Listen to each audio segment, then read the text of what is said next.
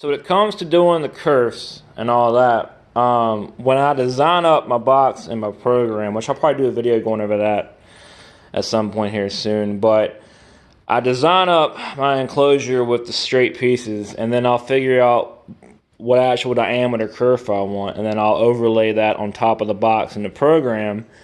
And then at that point, I can remark all the edges and then redesign it up to show the kerf in the program.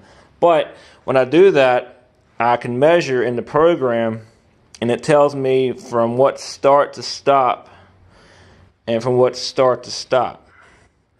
And then the area in between is my kerfed area where I do my cuts. And I've found over the years with my type of blade that I use and all that, that I do 13 equally spaced cuts to get that 90-degree bend. And so what I do is I marked on this piece of wood here every inch interval. And then I line up with the first line, line up with the last line, and then I count to make sure that gives me 13 marks. And then what I'll do is, now that I got it marked, I'll take my T-square that I've had since I was in high school, freshman year. I've had this thing for, I don't know, what, 20 years now almost, around there. But anyways, so I'll take that and I'll square it up, and I'll mark all those, and then these are my cuts. And then of course what you do is, if you look at the layers of the wood here, I cut through until I leave this bottom layer, or a little bit over this bottom layer. And so that way it'll fold up, it'll still be rock solid, and then of course I fill all the grooves in that I cut with glue, so that way when it squeezes together, then it oozes out, and then I smooth over the back side, and then it dries rock solid.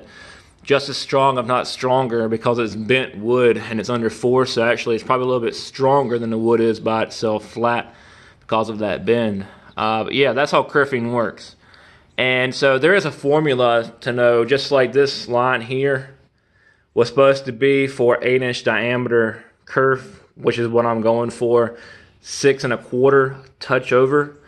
But by measuring from each end like I have in the program, that's what I'm left with, is a touch over 6 1/4, which is what it's supposed to be. So then that's a double check to make sure that you're spot on.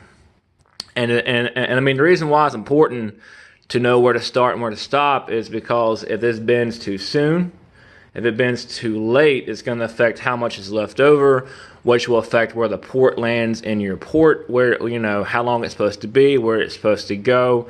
It'll affect the type of bend you have. You know, if it's not equally spaced, it'll bend too quickly, and then it'll throw off and then make your port wider than it should be. It'll make the front off, and then it won't, you know, line up and meet in the front. So it is very important to have your kerfs in the right place and understand why they're where they are, and that it's equally spaced out.